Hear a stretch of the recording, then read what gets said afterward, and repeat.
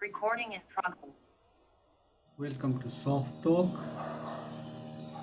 Today, let's talk about Nepal's relations with its southern neighbor, India, specifically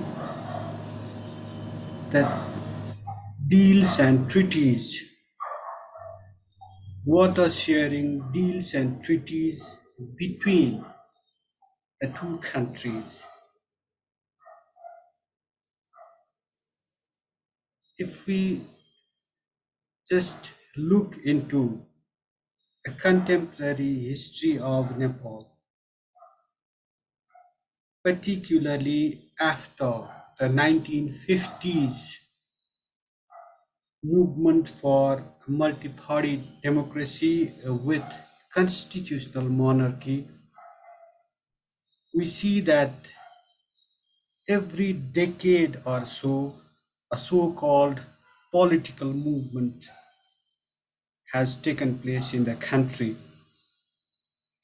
And after every wave of that change, Nepal has ended up losing its pound of flesh in terms of this sellout of her major river system. The 1950s saw the sellout of the the Koshi river system and the Gandaki river system. The first democratically elected government of the Nepali Congress leader Matrika Prasad Koirala gave away literally the Kosi river system of Nepal, severely weakening Nepal's water sovereignty as well as territorial integrity. Then came his brother BP Koirala, who in 1958 gifted the Gandaki river system through this very controversial Gandak Agreement. This followed with their brother, a stepbrother of Matrika Prasad Koirala and own brother of BP Koirala, that is Girija Prasad Koirala, giving away the Mahakali river system through a very controversial treaty. Every foul means were employed to get that treaty passed through Nepal's so-called sovereign parliament. Horse trading took place, hostage taking of parliamentarians took place, and to orchestrate this drama in house to just ensure a safe passage of that treaty, a party was just split. The then CP and UML was vertically split. The Panchas, the Rashtriya Prajatantra Party, uh, their leaders, specifically Prakash Chandra Lohani and Pasupati Shamsher Jabara, JBR, that is, the Sadbhavana Party, the Nepali Congress, obviously, the CP and UML.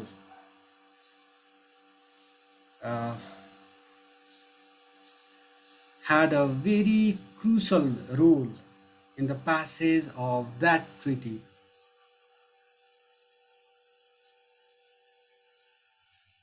After the political changes of the mid 2000s that saw Nepal transform into a federal secular democratic republic, not a banana republic, of course, with, with the abolition of monarchy, Nepal has ended up gifting away more of her lifelines, like the upper Karnali River. Then came the Arun River and West Seti and Seti 6 projects.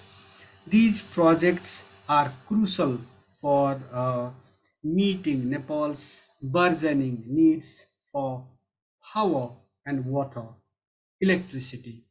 But successive governments, with scant regard for Nepal's national requirements and often in violation of Nepal's territorial integrity, territorial sovereignty, as well as water sovereignty, have ended up gifting her lifelines.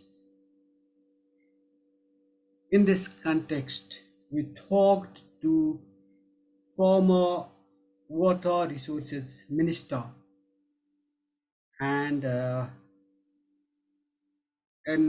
water expert of repute, Dipak Gyawali, in detail.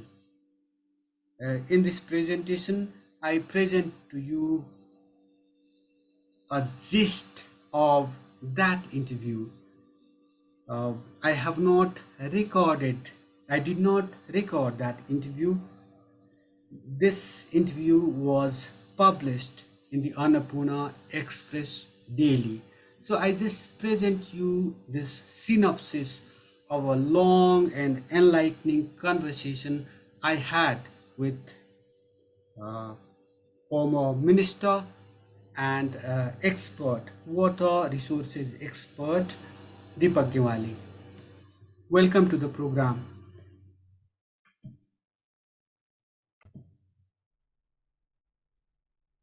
The picture on the background is of that interview I had with former water resources minister and expert of all times, of course, Dipak Gyawali. The ministerial position comes and goes, but the expertise remains. And that is what we respect the most. Sadly, the government, successive governments, have had scant regard for professionals, for their expertise, for what they bring to the table, for their role in defending national interest. This interview, this presentation comes at a time when the Supreme Court of Nepal has uh, made way for a very controversial Indian company, that is the GMR, that held onto the lucrative Upper Karnali project for years.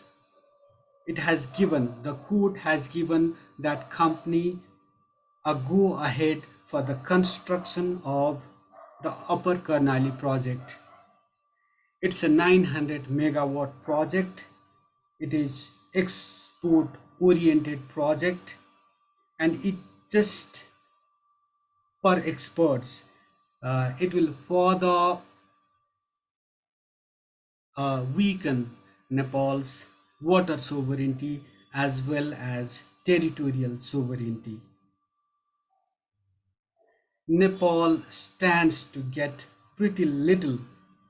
Nepal stands to get peanuts from the project. What's more, the Karnali river system has a huge potential. It can uh, become Nepal's mega energy river.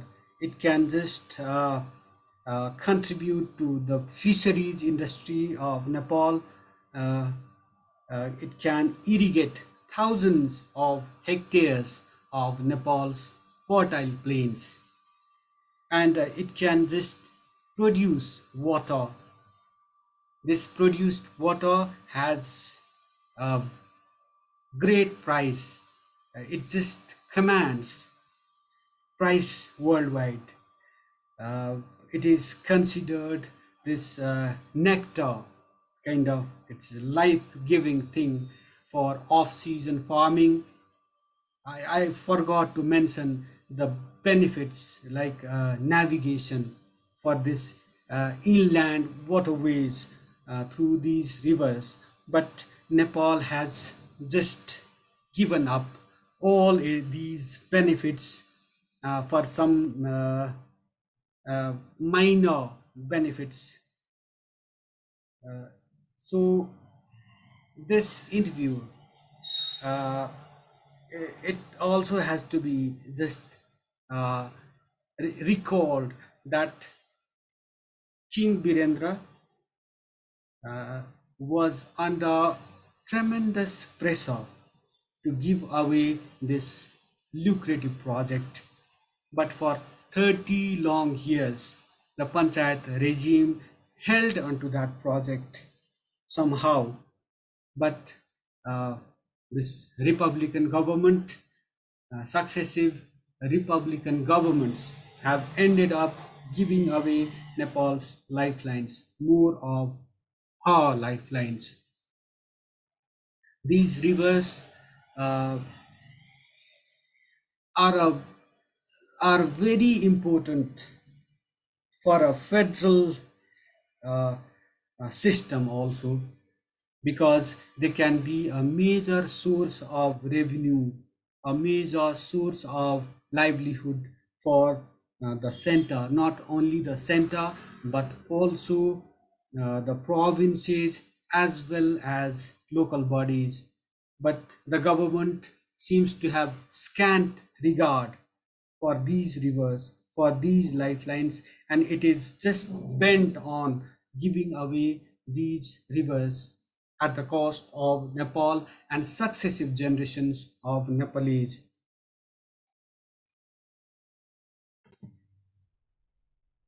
Without elaborating further, let me just read out sections of that interview with former minister and expert Dipak Gyawali, the subject expert. What he says is Indian scholars, including those from Bihar and Uttar Pradesh, say that India first decides that it needs this or that river of Nepal and then imposes a treaty agreement on Nepal. Besides, a treaty agreement should be read in its wider political context. Gyawali argues that whether it's the Treaty of Sugauli or the 1950s Peace and Friendship Treaty. What is to be also noted, this is my note, that Nepalese have stood against these deals and treaties, but the governments have not bothered to just listen to their voices and ended up gifting these rivers by uh, hook or crook with scant regard for uh, our interests, our core interests. Nepal entered into the Koshi Agreement after the overthrow of the Rana regime in the 1950s. That was during the premiership of Matrika Prasad Koirala. The 1958 saw Nepal under the premiership of BP Koirala signing the Gandak Agreement with India. These deals, as I said earlier, happened despite protests in Nepal. Per Gyawali, and it is also the fact, for about 30 years of the Panchayat regime, no such treaty agreement happened with India. In fact, the regime of King Mahendra revised some of the unequal provisions of the Koshi and Gandak Agreement through talks with India.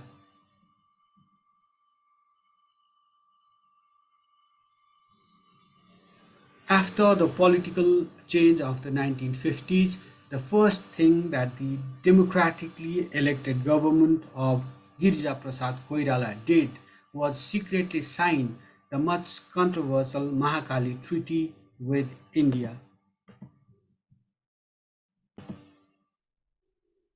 The picture on the background is of the Koshi barrage. I had visited this barrage uh, in 2015. So it's for Nepal, for the Nepalese. It's like a selfie taking destination.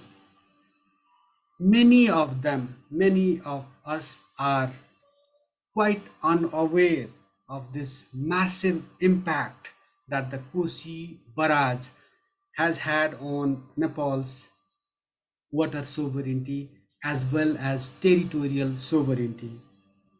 We are just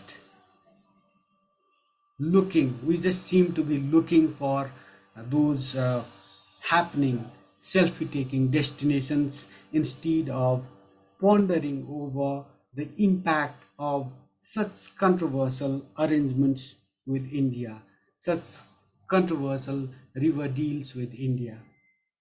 Our party, it seems, never stops despite these sellouts.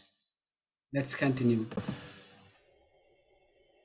In the case of the Mahakali Treaty, Gyawali argues that the Supreme Court under Chief Justice Vishwanath Prasad Upadhyaya could have nixed this legal instrument while the ball was in the court. The court could have ordered the passage of this instrument with a simple majority instead of a two-third majority in the parliament. But in a back and forth, the court sent the treaty back to the parliament, which subsequently passed it with a two-third majority, courtesy of the Sher Bahadur Deuba-led Nepali Congress government, the Rashtriya Prajatantra Party of the Panchaj, and the CPN-UML. A bit into the background of this controversial treaty, the Krishna Prasad Bhattrai-led Nepali Congress government, formed after the success of the 1990s movement, had faced Indian pressure to enter into the Mahakali Treaty. But the diplomat that he was, Bhattrai told the Indians that his sole agenda was to deliver the country a democratic constitution. However, Prime Minister Girija Prasad Koirala took the matter in his own hands after the Congress got a two-third majority in the democratic elections held after the 1990s movement. During a visit to India, he signed the legal instrument secretly. Initially, the UML was against this treaty and had staged demonstrations against it. Look into this deceit of the Nepali, the deceit against the Nepali people on the part of a leftist party. But as the then Prime Minister, Sher Bahadur Deuba of the Nepali Congress, took it upon himself to get this legal instrument a house nod, the UML barked and played a role in the ratification of the treaty along with the Rashtriya Prajatantra Party of the Panchaj and the Nepal Sadbhavana Party and the likes. This sellout, this high treason, this act of high treason did not end there. That is my note. What's more, the Madhav Kumar Nepal-led government of the CPN-UML harmed Nepal's interests further by entering into a package deal with India by including the development of the Pancheshwar project. That is what Gyawali states.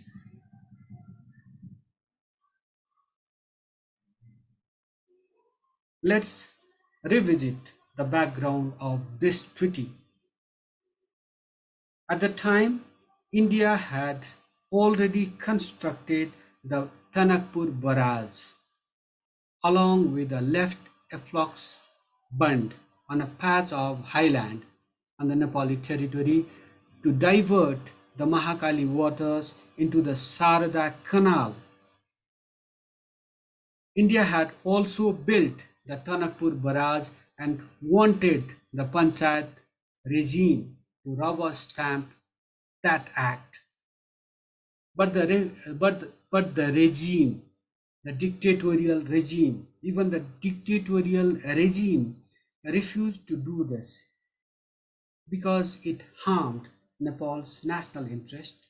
That was one of the reasons behind the abolition of the king-led Panchayat regime in the 1990s and straining of India's relations with the monarchy.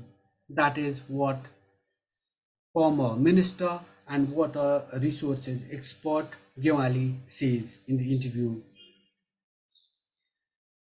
While defending this legal instrument despite public protests against the same, politicians of the time, including Sher Bahadur Deuba of the Nepali Congress,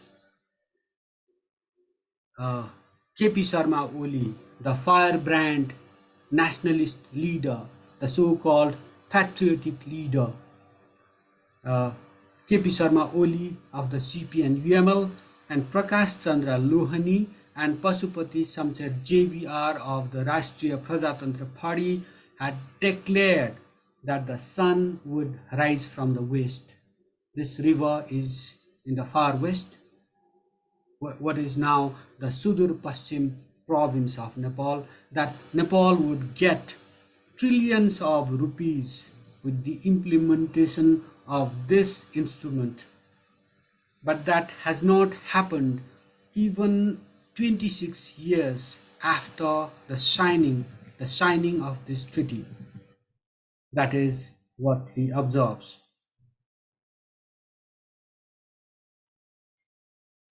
In the case of the Mahakali Treaty, there's a provision for revision every 10 years.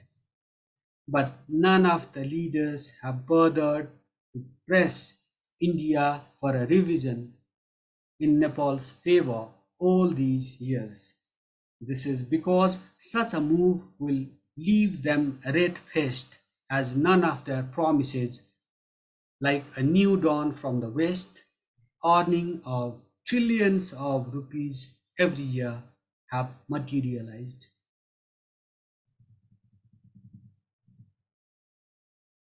What's further worrisome is the fact that successive governments have inked fresh deals over Arun, West Seti, and Upper Karnali rivers.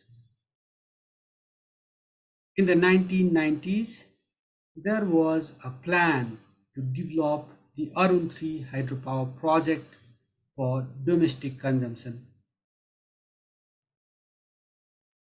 We protested the project, that is what Gyawali says, citing financing arrangements that would have pushed the project costs over the roof. Eventually, the World Bank withdrew from the project.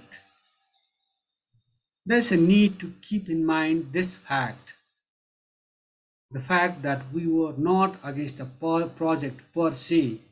Our protest was against the terms of financing that would have made the project one of the costliest when it came to power generation, per unit cost of power generation. We talked we talked briefly about this controversy over the Upper Karnali project. I raised this issue during that interview also, and Gyawali says, as per the Upper Karnali project, the Supreme Court has issued an interim order on November 3, 2022, putting on hold the agreement based on which the Indian promoter company Trandhi Mallikarjun Rao was planning to sell 500 megawatt to Bangladesh after completing the construction of the 900 megawatt Upper Karnali project. This is a welcome development, he says, but this interim order is no longer valid. The court itself nixed it yesterday, making way for the GMR to do whatever it wants to do with that important river system. Furthermore, the Karnali is a highly lucrative project. The Karnali Chisapani basin has the capacity to generate thousands of megawatts of hydroelectricity, that too at cheaper rates. Development of the 900 megawatt project seems to be intended to capture the whole river system. That is what Gyawali observes. Upstream, for example, in rivers like the Tila and Jawa, which drain into the Karnali river system, there are small projects. The 900 megawatt project will render the future of these small projects predating it uncertain. This way, the project is indeed aimed at getting hold of the entire Karnali river system. That is what the expert and former minister stresses. Furthermore, he observes, we need some of the projects for domestic consumption as well. Karnali is one among such projects. Also, there's a need to keep in mind the fact that the developer interested in the Upper Karnali project, that is GMR, has questionable credentials. One more thing, power transmission to India should happen through national transmission lines, and the government itself should invest in the development of these transmission lines.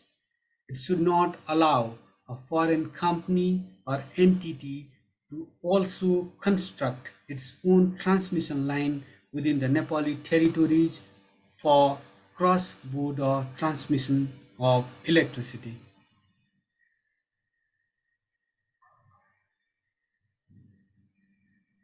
Worryingly, our political leadership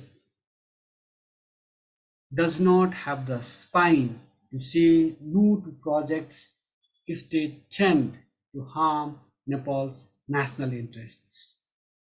Recently, a smaller country than Nepal, Bhutan, said no to the Indian proposal to develop the Sunkos project.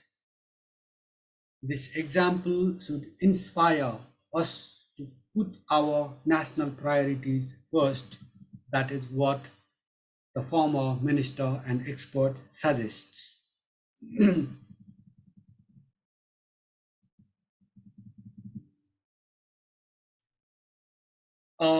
Now a bit more into Nepal's unequal water sharing arrangements with India.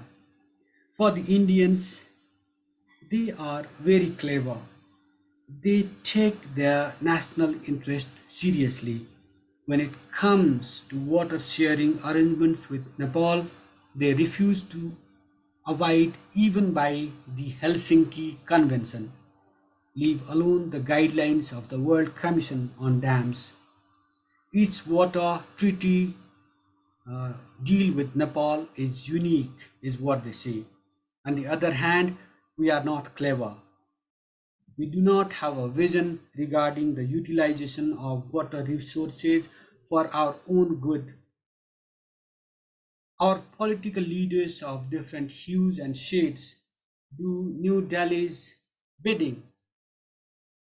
They do New Delhi's bidding for the hospitality received during political leader struggles, during their political struggles.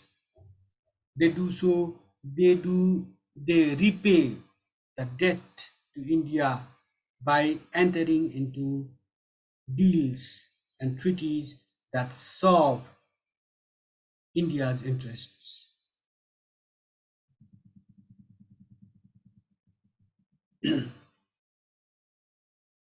Furthermore, in the case of Nepal, per household consumption is quite low compared to that of India.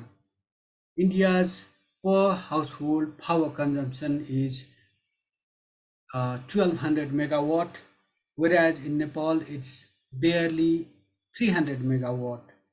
Instead of focusing on increasing the consumption of green energy, we are talking about exporting it. This, despite several studies pointing at multiplier effects associated with domestic consumption of hydroelectricity. Domestic consumption of 1 cent of electricity yields a benefit of 86 cents. That is what a USAID study has found. There are some more points to be kept in mind while entering into deals with India, river sharing deals with India, power sharing deals with India. For Nepal, India is a monopoly market. This means that Nepal cannot command the price for its green energy in the Indian market. This is because per unit hydropower generation cost in Nepal is higher than in India and other countries. We cannot sell it cheap given high cost of power generation. About the prospects for exporting hydropower to Bangladesh via India, Gyawali says, I remember interacting with India's former Foreign Secretary